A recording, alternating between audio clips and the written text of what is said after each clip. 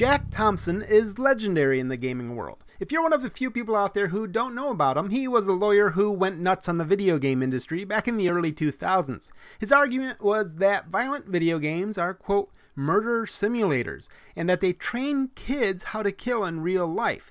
And every bullying expert who's aware of this game has predicted that this game will lead to real-world violence in schools.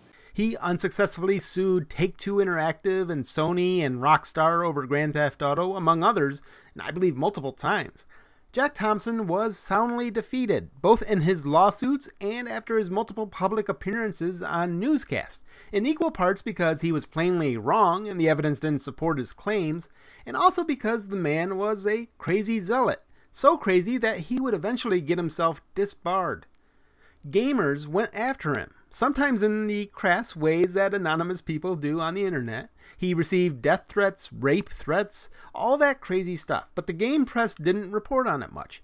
Instead, the gaming press fought against Jack Thompson along with the gamers. That was 10 years ago, but now he has arisen again, as prophecy has foretold. And this time, he has taken the form of leftist media, in particular, leftist gaming media. The very media that used to fight against him. We all know that there's no good evidence out there showing that video games have any impact on real-world violence. The new Jack Thompsons out there, they know that too, so they've changed their tactics. They're not arguing that games are training our children to become murderers. Instead, they're saying that violent video games are not creative. Hey games, stop the violence. It's so boring, says this moral crusader in paste. Our industry's decades-long affair with physical violence has inured us to its impact. If our medium is to continue to evolve, the games of tomorrow must showcase a different kind of destruction. What does a heart look like the moment it's being broken? Luckily, thanks to violent video games, we have a pretty good idea what a heart looks like the moment when it's broken. The writer, John Irwin, says that we need more games like Splatoon and Her Story. I can't believe he didn't put Gone Home in there. But you know what? That's not an unreasonable request, is it? Let's get more creative games with different play mechanics. That'd be great. I mean, we've all played a ton of violent games, and this guy, as a games journalist, he must surely have played a ton, right? Well, take a look at his article history. The 10 best me games. A piece the week before about 10 non-violent shooters. Nintendo, 3DS, Nintendo Switch, Nintendo, Mario Kart, Super Mario. It goes on and on. The guy writes almost exclusively about Nintendo games. So why exactly does this guy feel a need to have non-violent games? He plays plenty of them. In fact, that's almost the only kind of game that he writes about. It's so weird that he's written multiple times now against violent games. Except that's become common. Around the exact same time that article came out, this article was published on Kotaku UK, talking about how Manhunt subverts the macho power fantasy. The writer, Zolt David, brings up the games that anyone familiar with Jack Thompson will immediately recognize, Doom and Max Payne. It's no wonder shooters haven't been able to say anything meaningful about violence for a long time, says the writer. To these people, these new Jack Thompsons, violence isn't training children to become killers. It's problematic. It's uncreative. It doesn't critique violence in the way that these progressives would like it to be critiqued. One of the best examples of the new Jack Thompsons is, and here I am bringing her up again, but let's face it, she's influential in the industry, so I kind of have to, Anita Sarkeesian. For the past couple of years, Feminist Frequency has gone to E3, the big game expo, and afterward they publish a report talking about the number of female protagonists. They're now also quantifying the number of games that use combat in their gameplay versus those that don't in that same report.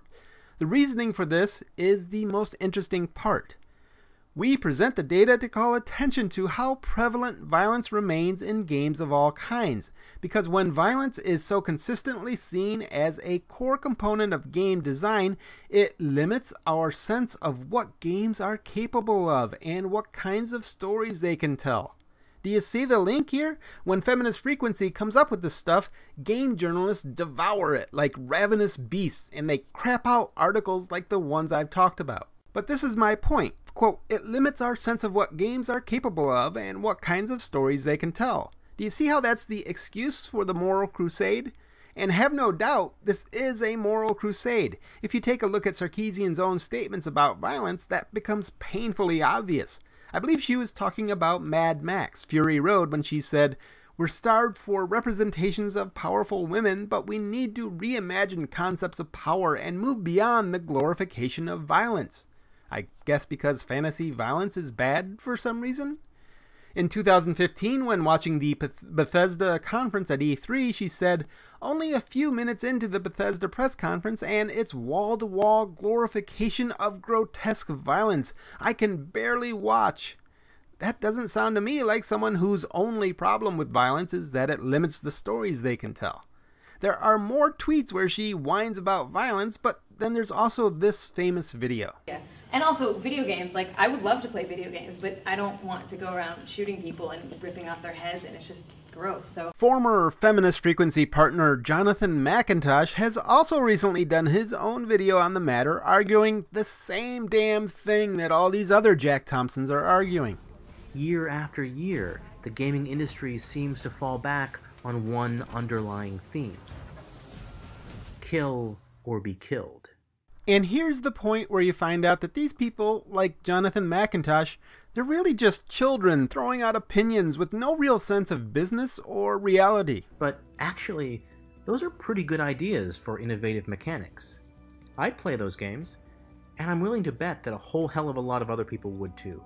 If you're willing to make that bet, Jonathan, then make that bet. That's what funding a game is, after all. It's a bet. You put real money down, you put your precious time into it, you create a game, and then you wager on whether or not it will give you a return on that investment. Or are you only willing to bet with other people's money that the game that you personally like will be successful?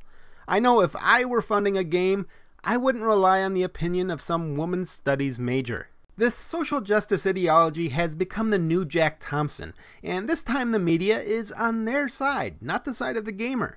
There will be more articles like this, more moral outrage disguised as critique, and we must recognize it for what it is and then point and laugh at these Puritans. Now comes the part where we throw our heads back and laugh. Ready? Ready! Because like with Jack Thompson before them, we will persist. And you know why we will persist? Because killing people in games is fun as hell, and fun will beat out Puritanism every time. The game is fun. The game is a battle. If it's not fun, why bother? If it's not a battle, where's the fun? Those are my thoughts. What do you think? Let me know in the comments below. As always, if you like this video, please hit that thumbs up and subscribe. Also, please check out my Patreon, which keeps me making videos. I'm not asking for much, just $1 a month to keep reasonable journalism going. This has been Brad Glasgow with Game Objective. Thanks for watching.